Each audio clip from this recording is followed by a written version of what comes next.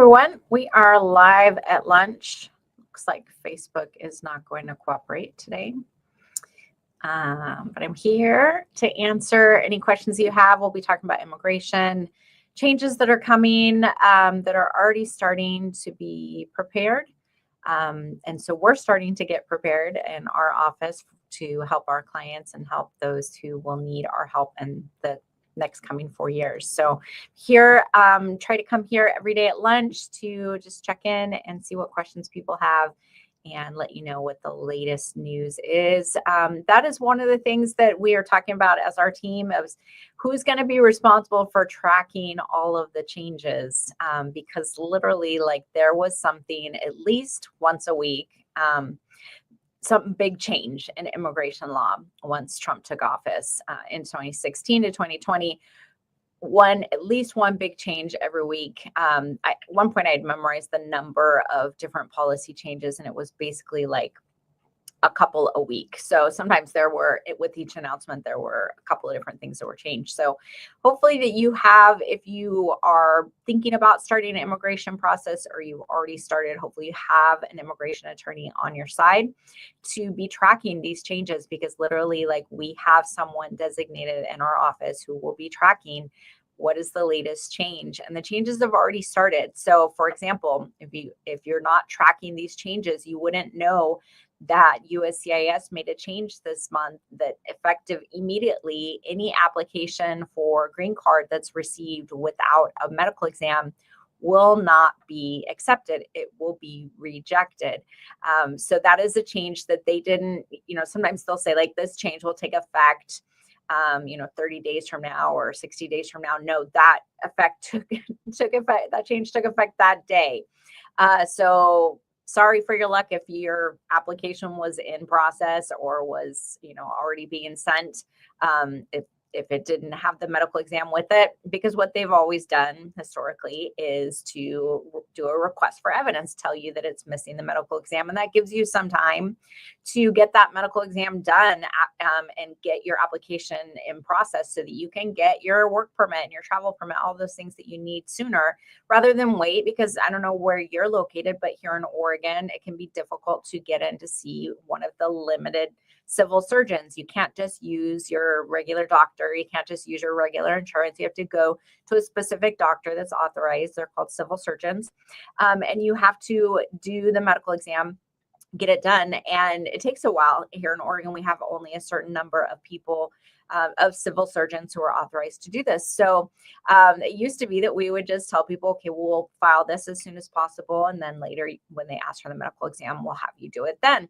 So that change happened immediately, like one day. And just because we're tracking these things, we notice that change, and we can, change our plans accordingly. But I'm really concerned for people who are filing on their own or filing with, maybe offices that are not tracking these things, and to have something rejected. It's a pain. Some of our things get rejected too. It happens to everyone, but to try to limit that and avoid that as much as possible is our goal, at least. I'm sure it would be your goal as well, because if it's something that's rejected, then it's going to take longer. It takes them a while to process the rejection. Then you get it back. Then you have to, reprocess it, resend it out. So it's a pain. So I'm hopeful that people are working with an immigration attorney, or are planning to work with an immigration attorney. Please don't be filing stuff on your own, because the other thing is that one of the changes we saw under the first Trump administration was that generally what happens if there's something missing, like a medical exam, for example, they would issue a request for evidence. But under Trump 1.0, we saw that there was no request for evidence. It just went straight to denial. Without an option to correct, what maybe was missing or went wrong. So that's super problematic if you're filing something and you don't know what's missing or something's changed. You don't know about the change for USCIS to not give you an opportunity to respond to a request for evidence. So all that to say, make sure that you are not working on your own, that you are working with a competent immigration attorney, a firm of attorneys, to be able to help you. So I'm just looking through here.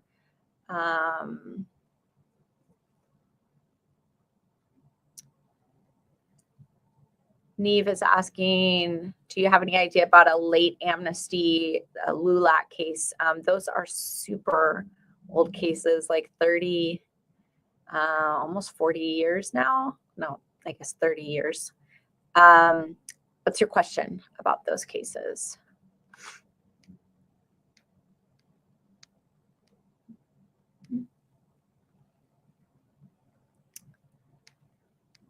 Okay, a bunch of people joining. Where's the questions? Okay, so Archita, when USCIS sends you the I-797, how long does it take to approve the case for the K-1 visa? So the form I-797 is just a notice. It could be any kind of notice. It could be a receipt notice. Maybe that's what you're referring to. It could be an approval notice. So it depends on what notice you've received. It sounds like you're wanting to know how long your K-1 visa is going to take. Processing times are constantly changing. This is like our number one question that we get asked in our discovery call process. Everyone wants to know, how long will it take? And this is actually something we were talking about as a team yesterday, because part of me is like, why is this question so important? And I get it that we want to know. And actually one of our team members was like, well, it's kind of like when you go to the gym, you start going to the gym, you're working with a trainer, and you're asking the trainer, like, okay, how long do I have to be coming here before I'm actually going to see results? Like my legs are going to start looking better or whatever.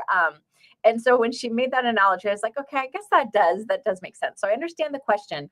But as far as when people are deciding whether to hire us, I ask my team all the time, I'm like, do they think that, like, if they hire a specific attorney, that attorney will be able to like jump their case to the front of the line, or like, because I've heard from some potential clients are like, well, this attorney told me it would take my case 1 month, that they could give me a green card in 1 month. And I'm like, well, they're lying.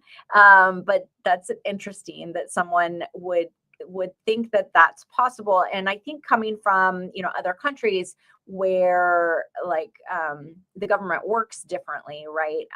That bribes are actually a thing in many countries.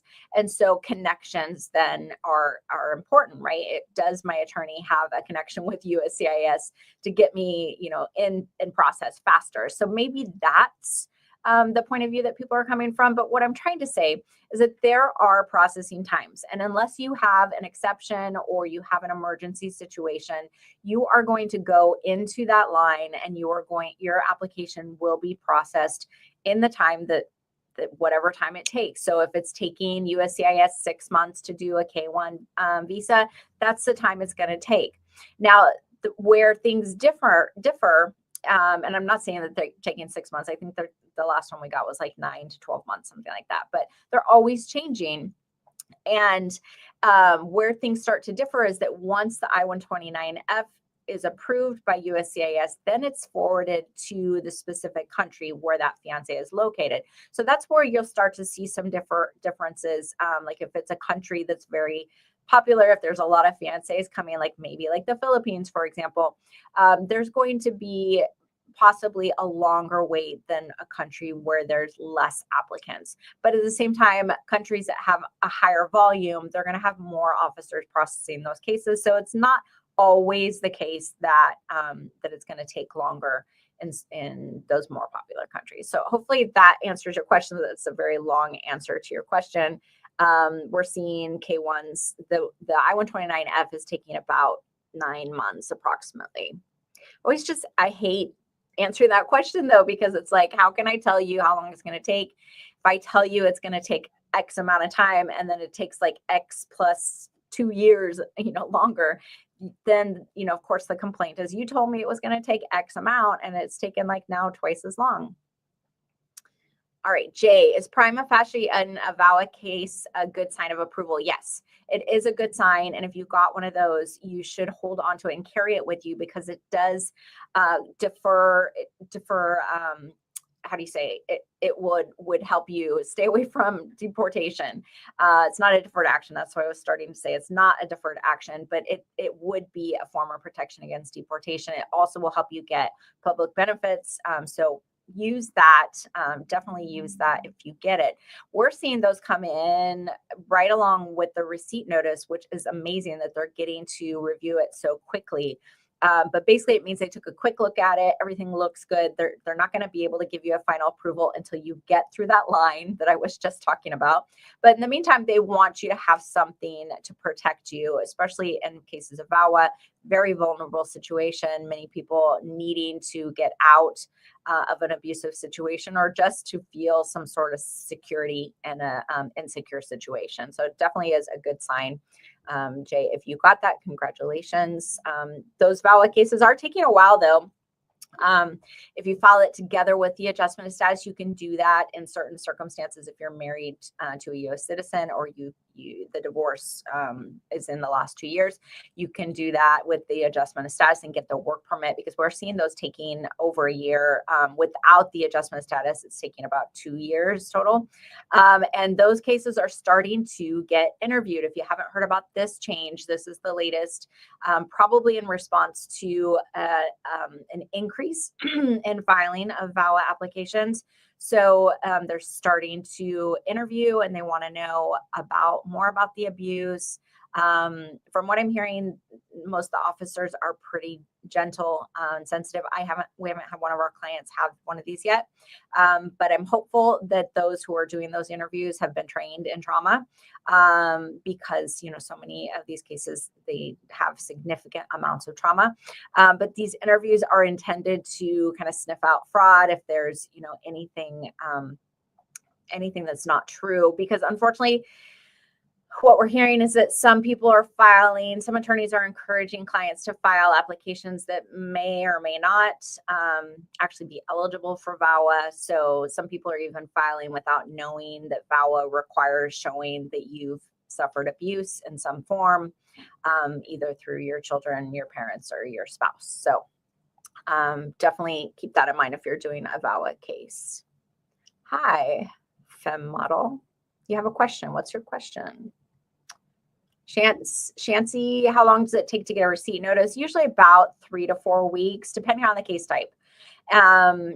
We noticed for a while that the U visas and VAWAs were taking longer to get receipt notice for some reason. But in general, most cases, like within 3 to 4 weeks, you're going to get a receipt notice. Can you get a work permit while the U visa is pending? So a couple of years back, they changed the U visa process. It used to be that you didn't get anything until the U visa was actually approved.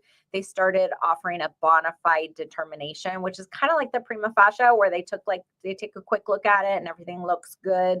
Then they will issue a BFD, a bona fide determination letter, and with that, you can qualify for a work permit. So if you filed I-765 with your U visa, you should get that work permit back without filing anything right after you get the bona fide determination. But if you haven't filed it, make sure after you get that BFD determination that you always have to spell that really carefully, because I feel like it could mean something else. So make sure that you file that. It's taking about 2 to 3 years to get the work permit, even with the BFD. So unfortunately, it's hopefully they'll get caught up on that, but they're still pretty backlogged on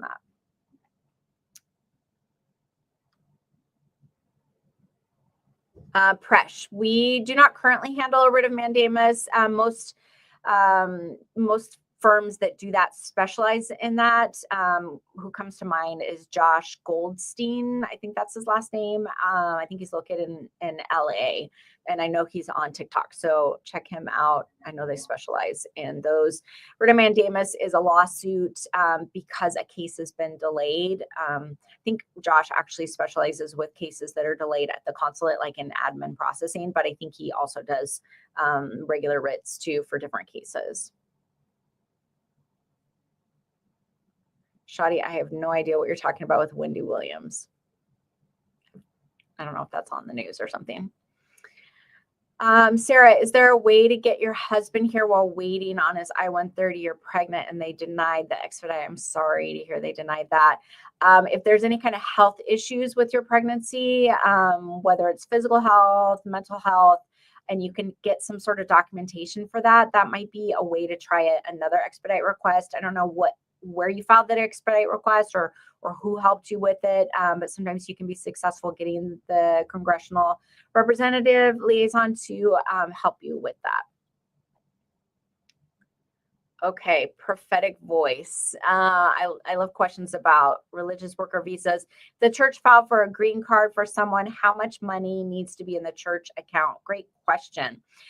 So this is something that not a lot of people know, is that you can get a 2.5-year religious worker visa to come here just by showing that you have been participating actively in a similar denomination to the church that is sponsoring you. So you're coming to do work in the church. You need to be paid a basic minimum wage, and it needs to be a position like in ministries, but there's many different things. You could work with kids, you could, be a children's pastor, youth pastor, worship pastor. You could be an educator. We've done them for like a local Catholic school that needed a Spanish teacher. So we helped them bring a young woman from Spain who is Catholic. So this is a really great way to get here. And then once you're here, that can be renewed for up to a total of 5 years. And during that process, you can also begin the next process for a green card.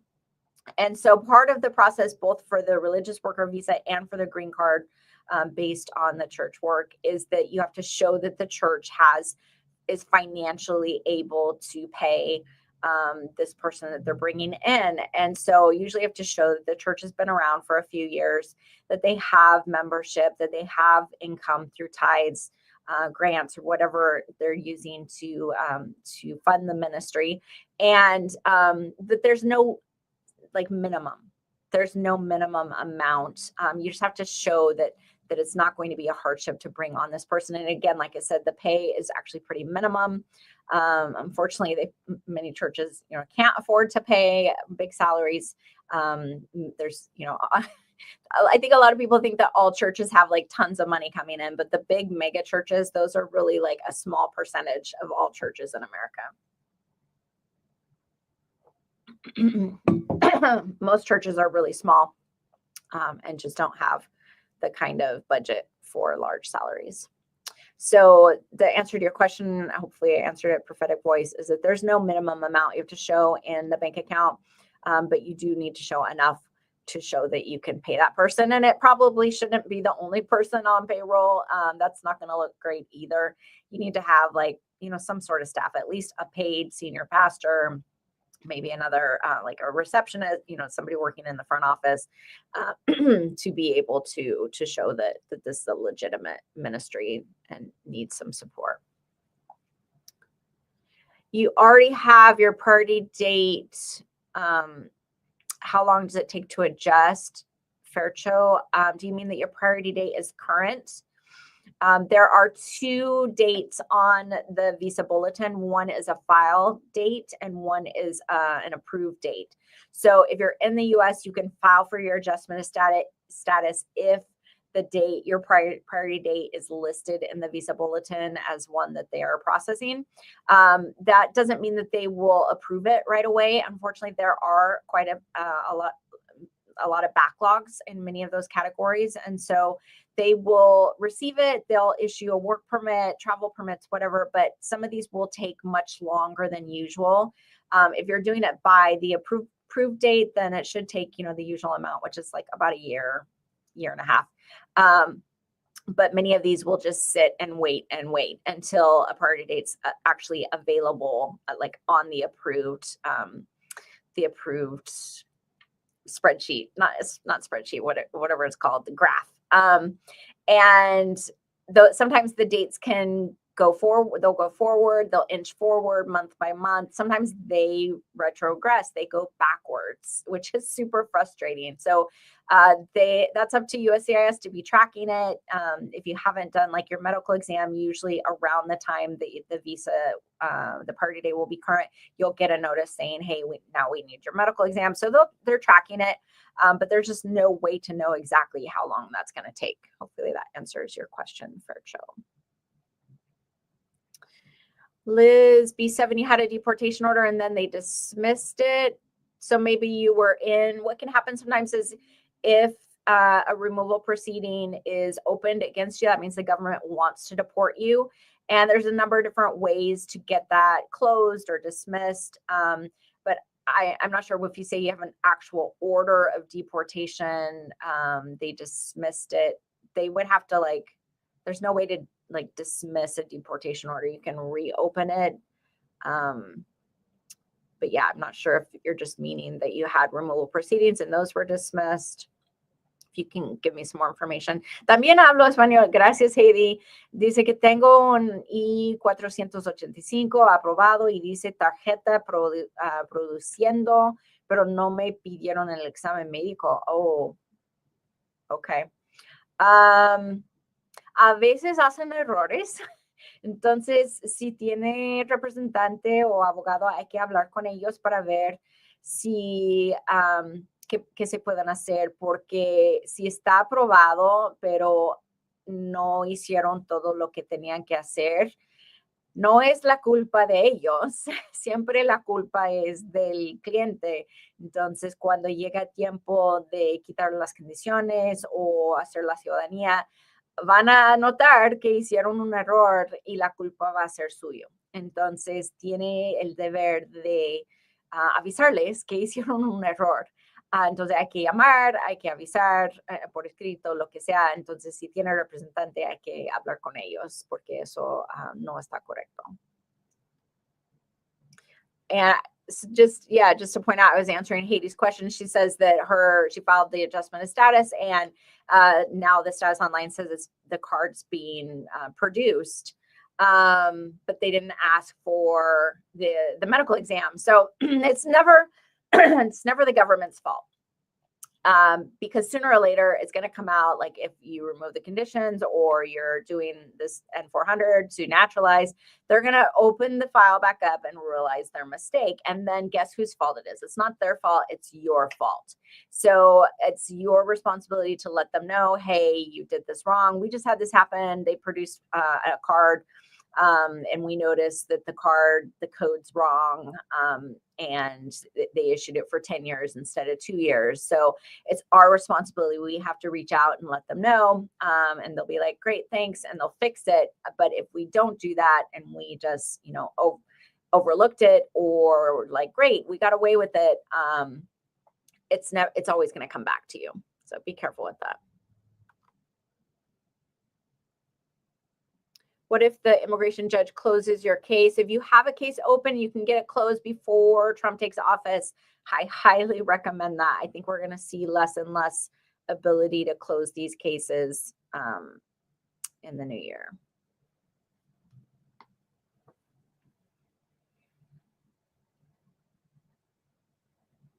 Okay, this case, BR women, you have your visa application in El Salvador, probably an immigrant visa, because you had to do, sounds like a medical exam, and they wanted you to talk to a psychiatrist. So there are times with that medical exam that you maybe have some mental health issues that they're concerned about. They want you to get further evaluation, or maybe you had some substance abuse issues in the past that they want you to talk to somebody about. So they will give you, so at that interview, they'll give you a written instruction, what you need to do next. This person is saying that the officer told them to mail in the passport, depending on what happens with psychiatrists. So it's not common, but it does happen. I'm not sure exactly what the basis is of it, but make sure you follow all instructions. Is there another interview after the 601 approval waiting in Mexico? Yes. So after that gets approved, which those are taking like 2 years or more right now. So after it gets approved, things like your medical exam are going to have to be redone, your fingerprints, all of those things have to be redone. So it's like the whole process all over again, which never makes sense to me. Like, especially if we know that someone needs the waiver, like, why do we have to go through going, and they don't qualify for the 601A, they need maybe like a waiver for a criminal situation or something. It just doesn't make sense to have to do that whole interview process twice. But unfortunately, that's what you have to do. BR women, sorry, you've been in El Salvador since November 24th. That can take a while to, depending on what they're reviewing or what needs to be done. I'm sorry for that. And you might have to still do that waiver like you're saying here. So make sure that you get that scheduled and figure out what needs to be done. When filing for the I-751 waiver, how long does it delay the removal of condition? I'm not sure I understand that question. But just to speak of the 751 remover, the waiver. Okay, so you're doing it. So there's the regular 751 where you're still together, you're filing together. And then the waiver one is either based on you're already divorced, or if you're not divorced, that you can show that there was some form of abuse or mistreatment in the marriage. So that's what's called the waiver. So it does take a little bit longer for them to review that. Many times we've seen that those have to go to interview. So it just is what it is, and it will cause a delay.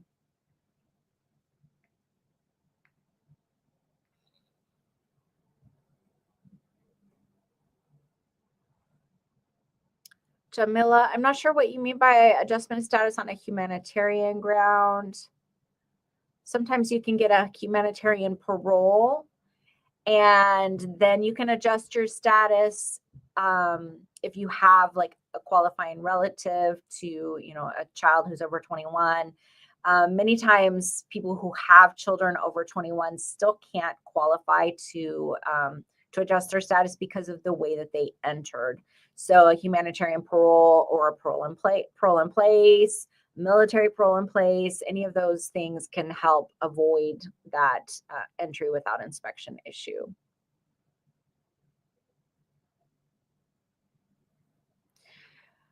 Yeah, so see, someone here accidentally put that they were a police in Haiti. Now USCIS is requesting more information on a request for evidence. That's a big mistake. I'm curious how that mistake got put on there, probably using translators or someone who didn't know, maybe marked a wrong box.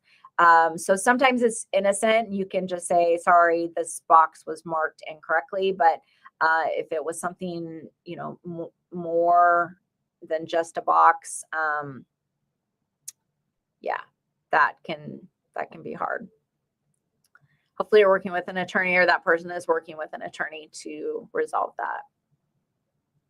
Does having a degree help your case? It depends. Like there's different visas available depending on your type of degree, depending on where you're from. So that might be helpful to you to be able to do that. Yeah, humanitarian parole is what you meant. So yeah, it is possible. But humanitarian parole is for pretty extreme cases. So you're talking like parents with kids who have very severe disabilities, that kind of thing. So it's very okay. It's nice that people can respond back. So it was just the box. So yeah, so you're gonna have to respond to the request for evidence. And again, this is not legal advice. If you're working with an attorney, make sure you talk with that attorney. But you need to follow the instructions on the request for evidence in order to respond. G, mi año de nacimiento está incorrecto en el formulario I-213. ¿Puede afectar mi proceso del I-601A? Es posible, y siempre es importante poner información correcta y revisar la información. A veces inmigración hace errores, a veces es la persona que está preparando en la petición. Entonces, debe de informar a inmigración que no está correcto. The I-213, pero normalmente ese formulario viene del gobierno cuando alguien como tiene una deportación o contacto en la frontera. Entonces, no sé de qué se habla. Grace, can you explain how to file the I-130 and the I-45 concurrently? It's very easy, and I'm going to explain it like this. You first decide which attorney's office you're going to hire, and then you hire them, and then you let them do their job. I know that sounds rude, but I'm telling you guys, there are multiple forms and multiple documents that go with an adjustment packet. And we've talked with some people and they're like, well, you're telling me that this is the filing fee for this, but what about this other form? And what about that form? And I actually had some clients hire us and they were like, well, why don't we just ask Chat GPT what we need to send and how we need to send it? And why don't we just read the instructions? So I'm like, okay, go ahead. Ask Chat GPT. And so he actually did. And he emailed it to me. And I was like, that's close, but it's missing a couple of key forms. And you wouldn't have known that. And it would have either been rejected or denied. So it's a complicated process, even though, people say it's just this, that form or the other. But like the woman that just said on here that had the box marked wrong, and now USCIS thinks that person worked for the police. This is complicated stuff. So especially with Trump coming into office, especially with all the changes that are going to be happening where, last time they took away the request for evidence. So what if somebody marked the box about police or about deportation or something and it's just denied and you've lost all of those filing fees, you've lost all the time, and now you're in a worse position because you can technically be deported when your application is denied. So I hate to be rude and I don't want to come on here and be like, hire us. I don't care. Hire somebody who knows what they're doing, please, but please don't do it yourself. To hire us, it costs like $5,000 is what we charge for an adjustment of status. And that might feel like a lot, but I ask people like USCIS, they charge almost $3,000 for their filing fees. So we're not charging that much more than the government does. And how important is the future of your loved one? Is it worth sacrificing? We do payment plans. So that's like 10 months of $500 a month.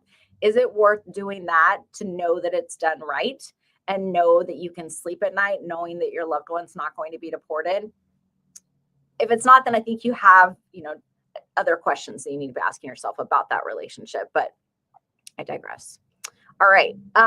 So I'm going to have to jump off. I haven't had lunch yet and I have 1 o'clock coming up. Lo siento mucho, tengo que terminar temprano hoy, pero siempre estoy aquí en la hora de lonche, martes a sábado, entonces nos vemos mañana. Gracias.